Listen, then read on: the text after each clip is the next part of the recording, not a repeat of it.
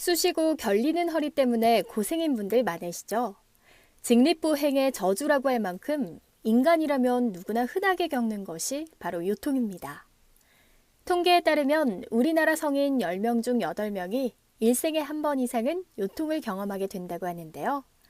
최근 한국인에게 가장 부담이 되는 질병 2위가 요통이라는 연구 결과가 나왔다고 하죠. 누구나 겪을 수 있는 요통, 원인은 무엇일까요?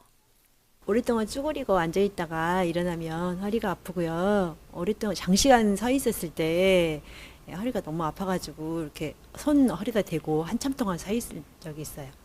척추질환은 중년 이후에 찾아오는 퇴행성 질환이라고 알려져 있죠. 하지만 최근에는 남녀노소를 불문하고 연령대가 다양해졌다고 하는데요.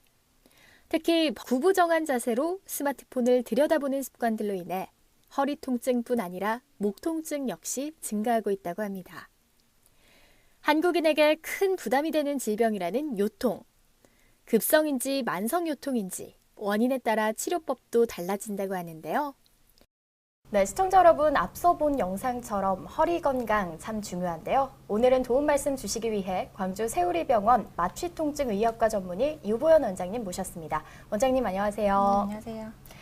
네, 원장님, 한국인의 성인 중 80% 정도는 일생에 한 번은 요통을 경험한다. 이런 말도 있잖아요. 그만큼 허리 통증을 호소하시는 분들이 많다는 얘기일 텐데 실제로 그 정도로 많은 건지 궁금합니다. 네, 대부분의 사람들이 평생 한 번 이상의 허리 통증을 경험하는 것으로 알려져 있습니다. 우선 일반적인 급성 요통은 척추 주위의 근육이나 인대 또는 후관절 등의 물이나 경직이 오면서 발생하는 요추부 염좌를 의심할 수 있습니다. 또 만성적인 요통이 있다면 퇴행성 척추 질환을 생각해야 합니다.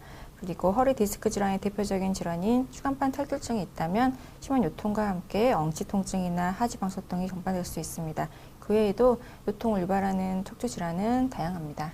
네, 허리 통증의 다양한 원인과 치료법에 대해서 알아볼 텐데 먼저 그 원인부터 알아보는 게 좋을 것 같습니다.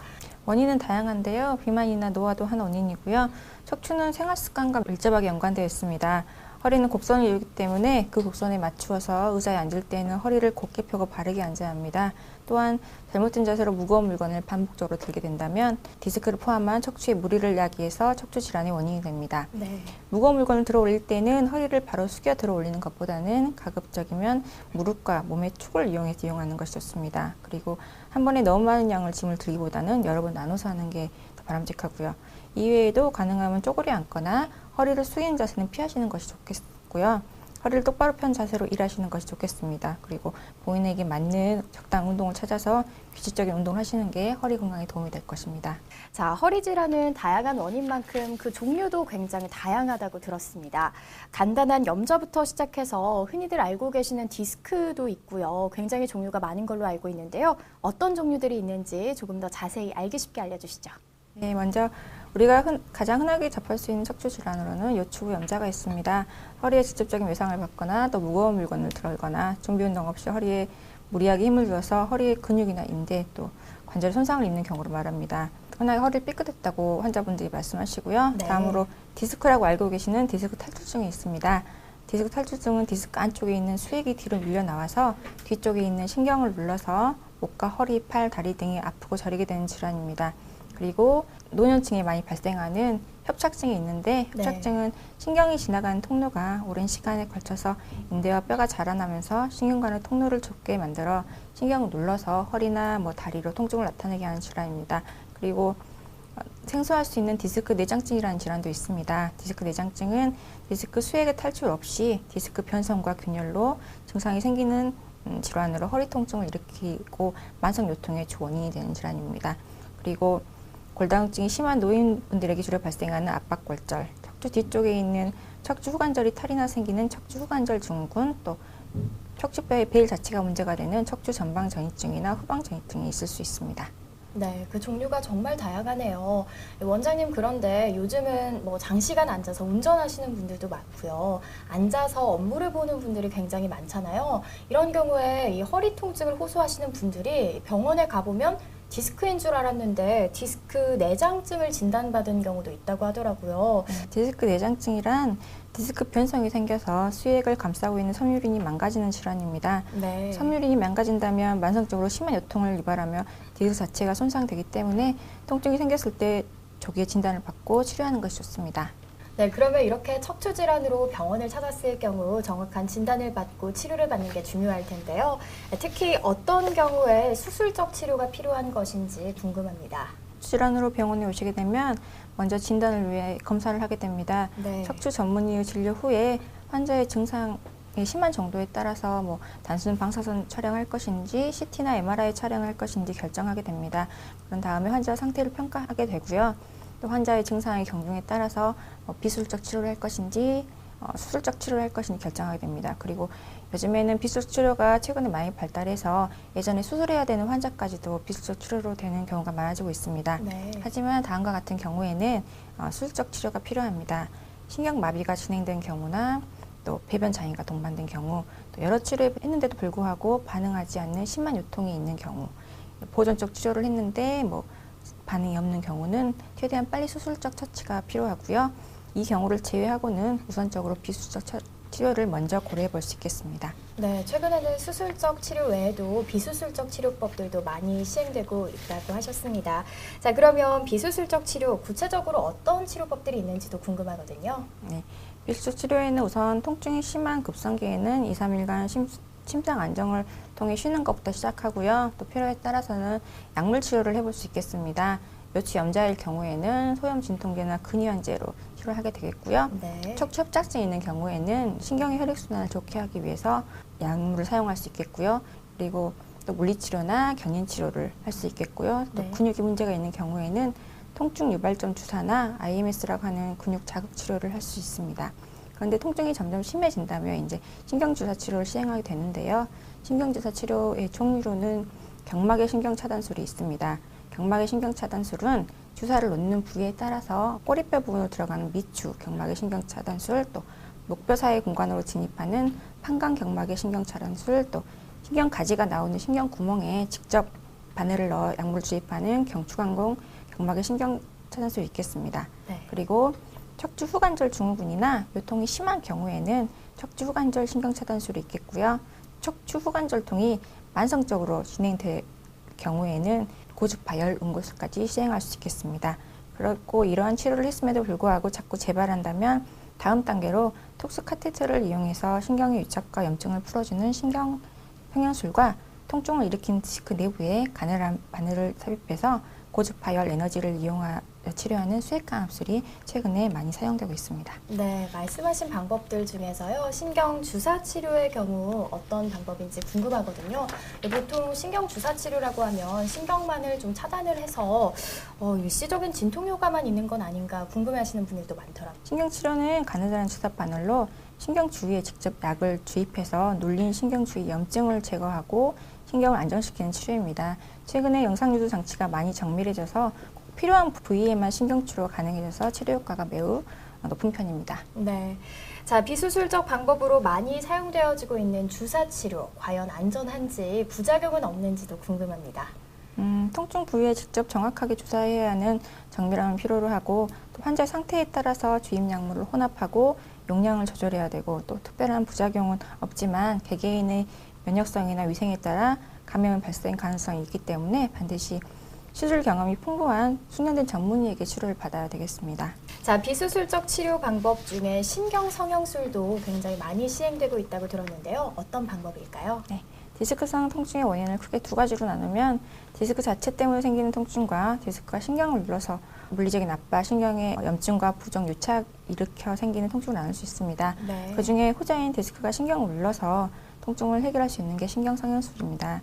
수액이 탈출된 디스크에 의해 물리적으로 눌려서 통증이 발생하고 탈출된 수액에서 염증을 유발하는 화학물질이 나와서 신경을 붓게 하고 염증을 발생시키고 유착되게 됩니다. 그러면 신경 주사를 치료해도 유착된 부위로 약물을 스며들지 않기 때문에 네. 효과가 떨어지게 됩니다. 그리고 재발도 빨라지게 되고요. 이때 시행할 수 있는 것이 신경성형술입니다. 디스크성 통증의 원인인 물리적 원인과 화학적 원인 중 화학적 원인에 중점을 둔 치료이고 물리적 원인도 제한적이나마 해결할 수 있게 됩니다. 네, 그렇다면 이 신경 성형술을 적용할 수 있는 환자는 어떤 환자들일까요?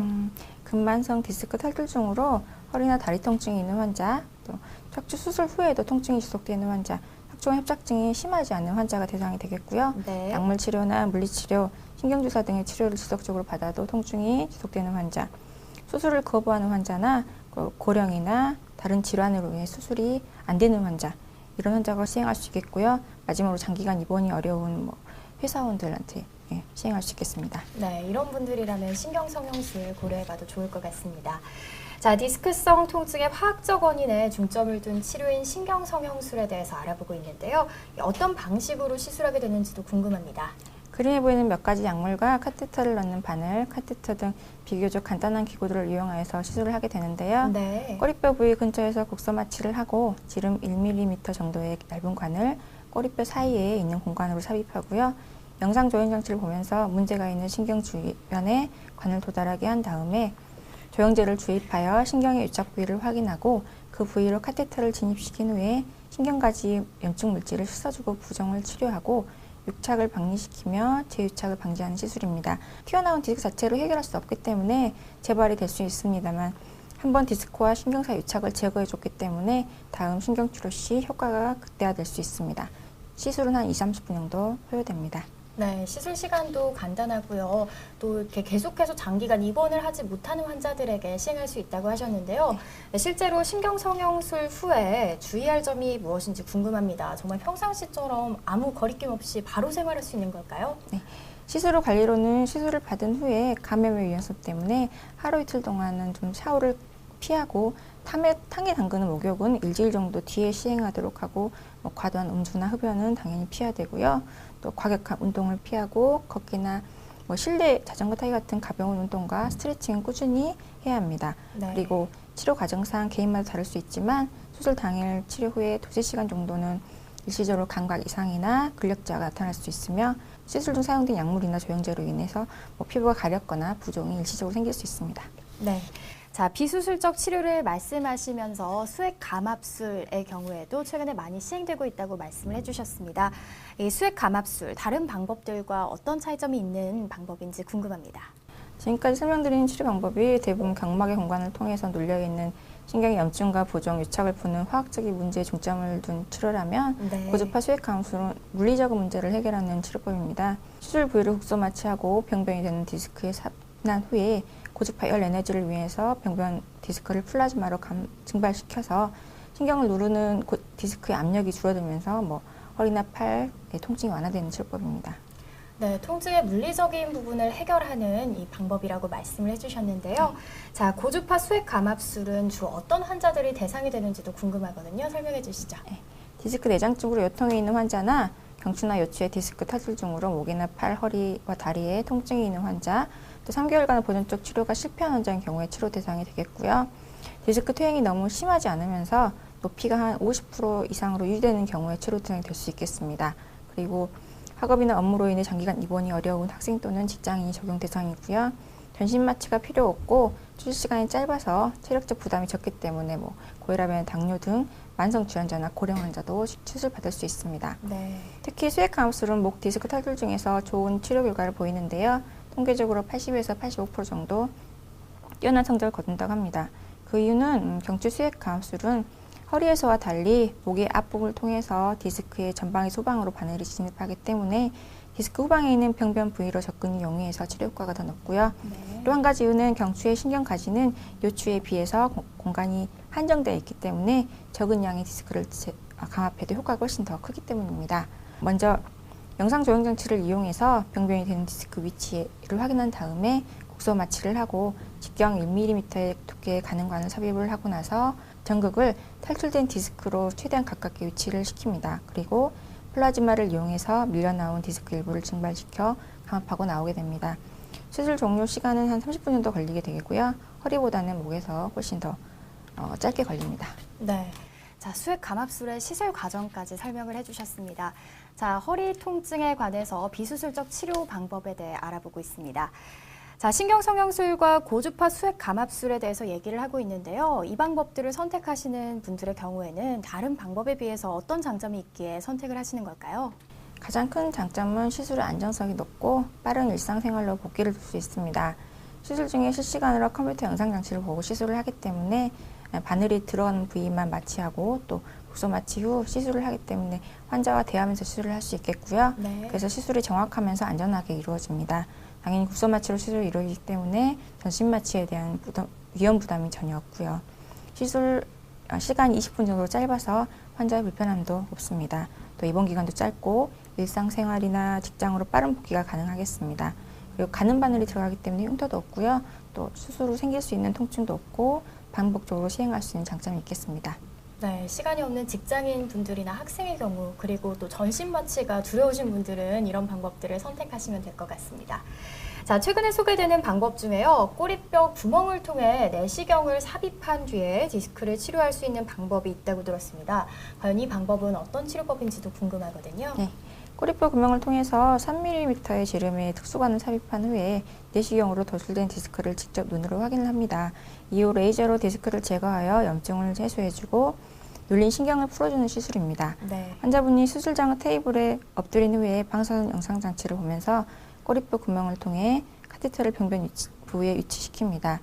이후 내시경을 삽입하여 병변 부위를 육안으로 확인한 후에 레이저를 삽입해 병변 부위에 쏘아줍니다. 병변 부위가 제거됨을 확인한 후에 눌린 신경이 풀어지면 시술이 끝납니다. 시술 시간은 약 30에서 50분 정도 소요되고요. 환자분은 시술 후에 2시간가량 안정을 취한 후 바로 일상생활이 가능하게 되겠습니다. 네, 꼬리뼈 내시경 레이저 수술 같은 경우에는 어떤 분들이 좀 이 시술을 받으면 좋을지, 그리고 수술 시간은 어떤지, 또 만일의 경우에 생길 수 있는 합병증은 없는지도 궁금합니다. 네, 허리 디스크 탈출증이나 디스크 기원성 허리 통증, 척추 후에 통증 증후군, 초기 척추관 협착증이 적응증이 되겠고요. 국소 마취를 함으로 시술 후 바로 일상생활이 가능하고 뇌학자 및 심장 질환, 당뇨 환자분에게 적합합니다. 네. 30분에서 50분으로 짧은 시술 시간으로 빠른 일상 복귀가 가능하고 최소 절개를 하기 때문에 출혈 가능성이 거의 낮고요. 시술 후 통증은 물론 감염의 위험이 적고 주변 조직 손상도 최소화시킵니다. 네, 비수술적 치료요법 같은 경우에는 전반적으로 시술 시간이 좀 짧다는 장점이 있겠네요. 자, 이런 치료 방법들로 증상이 많이 호전이 된다면요. 이 호전 상태를 그대로 유지를 해야 될 텐데 유지하기 위해 좋은 생활 습관들이 있을까요?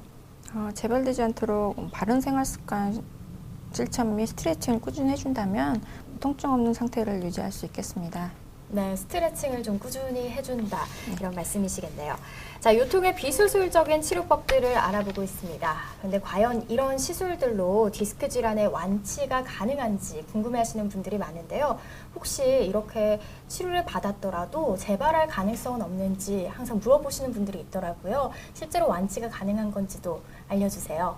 척추 질환의 완치라는 것이 없습니다. 척추가 다른 뼈들과 달리 다른 점은 어깨, 손목, 손가락 등 관절은 많이 사용해야 퇴행성 변화가 진행되지만 척추는 몸무게를 지탱해주는 뼈이기 때문에 그냥 누워만 있어도 앉아만 있어도 디스크가 압력을 받게 되고 퇴행성 변화가 진행된다는 점입니다. 특히 디스크가 터져서 수액이 탈출했다는 것은 어떤 원인에서든 터진 디스크 쪽으로 힘이 많이 가해졌다는 것이고 네. 원인은 보통 잘못된 자세나 생활 습관, 직업 등의 생활 전반적인 요소 때문인 경우가 많습니다.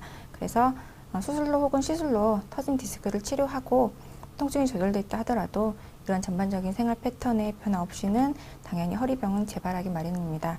따라서 신경성형술과 고주파 수액 감압술을 통해서 통증이 감소되게 되면 바른 생활 습관 및 운동으로 재발을 방지하기에 노력해야 되겠습니다. 네, 역시 말씀해 주신 것처럼 요통은 이 치료도 치료지만 관리와 예방이 중요한 것 같습니다. 그래서 준비했습니다. 화면 함께 보고 오시죠. 척추 건강을 위해선 생활 속에서 바른 자세를 유지하는 것이 중요합니다. 쪼그리고 앉아 오래 일하는 것도 피해야 하는데요. 어쩔 수 없이 쪼그려 앉아서 일을 해야 한다면 긴장되어 있는 척추 근육들을 풀어주는 스트레칭을 자주 시행하면 좋습니다. 허리를 너무 지나치게 위로 들게 되면 허리가 꺾여요. 그러니까 그걸 주의하셔야 되고 그냥 무작정 다리 힘으로 들면 다리 쥐나거든요.